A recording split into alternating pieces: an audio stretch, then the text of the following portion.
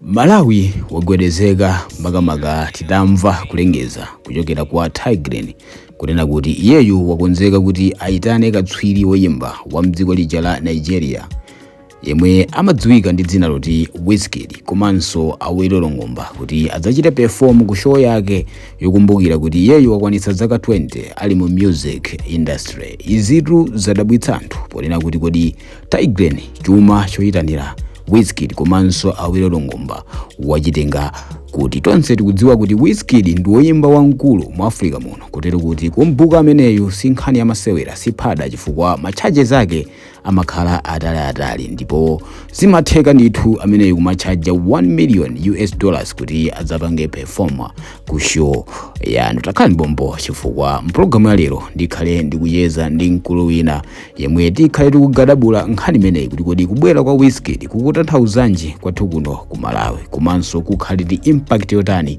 makamaka ku music industry. Koposaposa tikhale tikukambirana nkhani yokhudza kusoma bungwe lomwe likugawana ndalama za nkhani kwa katswiri oyimba azisudzo komanso anthu osiyanasiyana maluso kuno ku Malawi. Takhani bombo osewala kupanga subscribe, like, comment komanso share chifukwa pamodzi pano timabwera ndi nkhani zosiyana.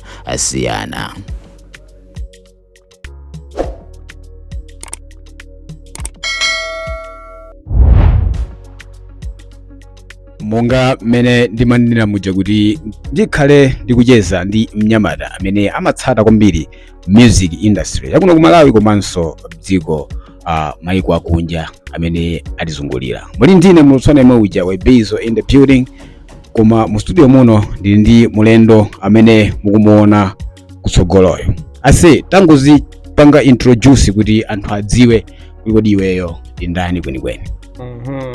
Hi Malawi, and this is Patrick Chops from Plante and Dylan, you know what it is. Yeah, so kumayi kuno menda fotokozera kumambiri muja kuti kuchitika zambiri music industry koma zinthu zimene tikambe tsiku la lero ndi zinthu ziwiri. Tikambeko nkhani yakosoma imene ikuyenda pakati pakuti agawa makopita nkhani komanso kwachitika scandal ina imene ikuzungulira masamba mchezo komanso koposaposa tikhale tikukambirana nkhani yokhudzana ndi Taygrin amene walengeza kuti akubweretsa woyimba odziwika bwino muno mu Africa Wizkid kuphatikizaponso Awilo Longomba. Iweyo utamva nkhani imeneyi ngati nyamata amene umatsatira entertainment yakuno ku Malawi komanso maiko akunja unachilandira bwanji utamva kuti Wizkid woyimba ndithu odziwika bwino mu Africa muno akubwera ndithu mu nthaka yathu ino ya Malawi? Ine choyambirira nditaona kuti Taygrin akubweretsa Wizkid komanso Awilo Longomba, I was like, wow, that's beautiful. Taygrin ndekuti popo music industry waivungira kutali kwambiri mayiona manager ndekuti amalawi ena amene samaziwa za music kuti Wizkid samamuziwa akumuziwa komanso Wizkid akabwera ku Malawi kuno akapita kwawo kuja akanena kuti nali ku Malawi ndabweresako izi ndikuti exposure asopati pamene paja zabwinobwino. Chachiwiri chimene chinazabwera mmutu mwa ine chinali choti Taygrin wabweretsa big artist zabubu komano iye uja sanalingalire chinthu chimodzi ku Malawi kunoko anthu amafuna zinthu zotani. Tikatengera nyimbo za Wizkid akuzokhala kuti ali ndi ma streams ambirimbiri pa TikTok pa Spotify komano tikatengera nyimbo zimene amalawi amafuna ku show ndi zimene amemba Wizkid ndizosiyana kwambiri. Wizkid amemba nyimbo zoti zapaizi zoti ino ndine tikumuziwa Wizkid titakupita ku show kuja tikayimba nawo nyimbo zabwinobwino komano zanga kuti wamundilande mugeto amve kuti Wizkid azidaba kuti nditikayimba nyimbo zake ziti maona amene adati angobweretsa lero li Davido ndi Wizkid yemweyo anthu zakhala zosiyana feri Davido anthu akuti amamusata ndi mahiti yoti ma street anthem ambirimbiri kusiyana ndi Wizkid. Ndi pamene kunali kuti kumbali yoti anthu akasangalale as in the whole Malawian kuti vibe bwino bobo apo anayiphonya tingoti wayiphonya koma kungotengera kuti exposure big artist 100 wa 100. Okay, so tinene kuti despite kuti Wizkid nyimbo zake tikuzona sizachisawawa, of course ndi big artist mu Africa muno andi ma streams ambiri ma Spotify ma streaming sites ambiri sikuti ndi artist oti tingamuyeze baskero that is story wankulu ndithu. Komano nyimbo zake kwathu kuno kuti tizivibe bwinobwino zimakhala ngati kuti zikuvuta chonje. Titsimikize motero kuti nkovuta kumpanga kumufunsa munthu kuti aseweta nditchulira nyimbo imodzi ya Wizkid kuti ayitchule, right? Tikhoza kutero, zikhoza kuvutirapo. Komabe mwina potengerabe kuti ndi brand apart from kuti mwina kuloweza nyimbo kubwera kwa branding ngati imene ya Wizkid. For Wizkid itu ndi one of the biggest artists in Africa. Kwambiri. And ukamayang'ana pa Google ukasearcha kuti amachaja ndalama zingati. Kungo amatha kuchaja $1 million imene si ndalama zophweka. Ndikuti ma prices ake amafanana ndi achina Davido komanso achina Burna Boy. Zimene zikungoonetsa kuti ndi artist wankulu chifukwa maiko ngati ku Europe, ku America, ku Asia ndikuti ndithu nyimbo zake anthu amatani amatsatira. Kungotengera kuti brand ya Wizkid payokha apart from kuti mwina nyimbo zake ku Malawi kuno achinyamata ambiri samazitsatira mwina tinene kuti mwina tikayenda nyimbo zake kunoku sizili zofalikira kwambiri, komabe brand payokha ikhozabe kupindulira Malawi, right? Tsikimize choncho kwambiri apo zomwe ndali nazo kuti one Wizkid ni big artist ndiye ngati wabwera ku Malawi kuno atithandiziranso exposure kwambiri mayiko akwawo. Ifoti ngati wabwera kuno anthu azoti iye uja ndi ma streams ambirimbiri pa Spotify ka pa audio magi pa chanchani once iye uja nazoti nali ku Malawi unalesa khala kudapo kuda Malawi ndi kuti the biggest ngati uyo ali nali ku Malawi ndiye kutiko umene sinakumveko amba kwa Malawi oyimba ke ndi apezano akumanda na Taygrin achina eri njuchi sente achina gwamba kwambiri ndiye kuti so kwawo kumene amapita ku America nali tu ku Malawi tu ma videos zake nda Taygrin the nyauking chanchani ndapita mayona ndikuti ka expose yasho abweresa ka expose ku dziko lino la Malawi kwambiri.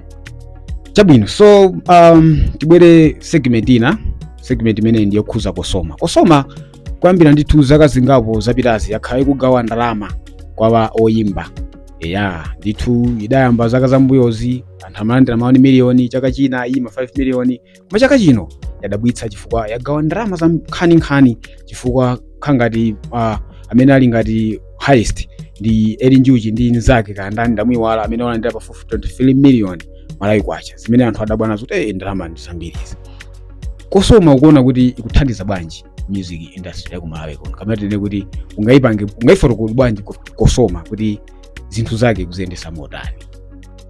Kwambiri kusoma ukuthandiza artist kwambiri ku Malawi kuno. Ukhawa amene analembesa kusoma sikuti ndi wina aliyense amene akuthandizidwa ndi kusoma once ngati unalembesa registration kukusoma ni mafomu ako bwinobwino nyimbo zako zikuplayedwa bwinobwino kumveka kusoma ndithu ikuchitapo kanthu. Pete tikatengera ina Njuchi ikati back 2 years ago Njuchi ndamene anali headline amene ali paka panova Njuchi ali bwinobwino kusoma sonayo ikuyenera kuti ichite ndi malingana ndi mmene munthuyo akuvekera walimbikirira ngati aina senti ainakeokei nanthu oti zingakambeza nyimbo osatchula sizingatheke ndiye kusoma ikuchitapo kanthu ndithu ikuthandiza artist amene kuti ngati artist amene akuyesesa chonchi ifenso bwanji tapase big up kuti apitirize kusangalatsa anthu ndi Malawi. Ndafunsafunso limene chifanira kuti ngakhale oyimba ena akuweruka ndi chithumba cha nkhaninkhani kukosoma komanso alipo ena owerengeka amene sizolini wese amene akosoma magawa ndalama iwo amatuluka nkwamba kunyinyirika kwamba kulira. Tipereke chitsanzo kuti pano kunatuluka ndithu oyimba wa hip hop akuti IWK amene wadandaula kwambiri kuti kusoma sidancheze bwino idampasa ndalama yochepetsetsa kwambiri kupatula kuti anatulutsa nyimbo imene inali ndithu hit ndithu imene amaiti ndabweranso remix munali oyimba ndithu otchuka munali achina GD and Makasi munali achina ndithu madolo a hip hop. Iye ndithu wayankhula zochuluka kuti kusoma ikuchita zinthu zodabwisa. Tinene kuti pamenepa zinthu zake zikukhala bwanji, ena ukakukondwera ena ukakulira. Tiziti mwina IWK ina amene sakusata procedure ya kusoma kapena kusoma ndimene kupha grade IWK. Koma tikati titengeleno musically titengera IWK ndi Njuchi. Yes, it can be kuti IWK watulutsa nyimbo kaya 5 trillion yes kulabo yabu bwino ndithu nyimbo ija ndi yabu bwino Njuchi nyimbo yake ya thupini komano kusoma imangotengera kuti nyimbo imene ikuplayedwa kwambiri ma radio ma television mu street maukwati ndiriyo ndikati titengere hip hop. Nyimbo ija ndi yabwino ndithu ndi yabwino. Oli video yabwino bwino. Audio yabwino bwino. Komano tikati titengere no meneno akosoma amene maprocedure awa mayendesera. Nyimbo is not certified kuti ilandire mayoto zochuluka kuposa kufika mpaka na pamwamba potero. Chabwino ndikuti tinene kuti nyimbo ndi yabwino komano mwina sidamveke mene nyimbo zinafa tikatenga eri njuchi amakondedwa kuchokera ndi ana azimayi azibambo ukhoza kumvera even ku fellowship ukhoza kumva tu nyimbo eri njuchi ndi munthu amene nyimbo yake imadalitsa imatsitsimutsa ukamamvera uli munkhawa ukamamvera utakondwa zonse zimakhala kuti zikuyenda bwino kotero kuti mwina tingopempha ayidabukei kuti angodikiriranso mwina next time tizaone kuti kodi zizakhale bwanji. Okay, apapa omvera komanso amene mukutionera program imene timangobwera kungounguza nkhani zoti status zimene zikuchitika mu music industry. Pa channel chimenechi timaponya nkhani zosiyanasiyana kuphatikizapo so nkhani za entertainment. Ndipo lero ndi mzanga ameneyo Patrick Chaps. Ase tisanatseke program imeneyi mawako omaliza kungomba nkota kuti weyo music industry ya ku Malawi ukuiona motani in the next 5 years. Ukuiona itafikira pati. Tilimbikirebe kapena tipite tizikalima kuimba tisiye. Chimene ndinganene music industry ya ku Malawi kuno.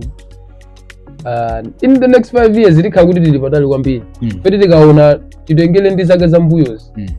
Mati sameta kuvutika kuti apeze drama ya video chanchani koma tikatengera panopa akosoma kuthandizirapo bwinobwino kushuta video ya bwinobwino.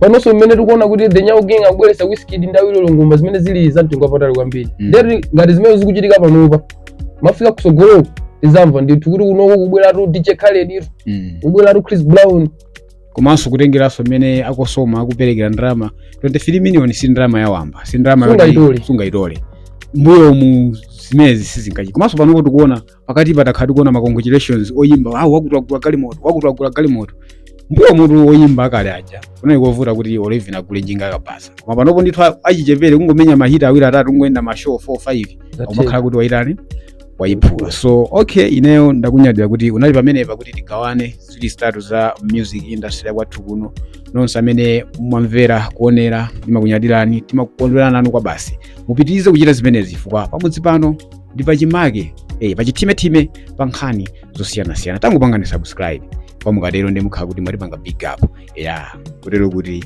nyamata amene amakusogoloyo ndi woyimbaso amene amaphulisa sound yake mukhale mukuimvera kusogoloko sikuti akungoyankhula kuti basi mutu wake sukugwira akuyankhula zimene akuzidziwa fund field yake kuti amaphulisa sound osati amasewera chabe kuti nthawi itatulisa sound iyo sinakwane koma ikatuluka muzaziwa kuti uwu ndi mtondo umaganiza zoyenera kuganiza. Until that next time ndingoti mwakoma nonse munali ndine your boy Wabizo in the building.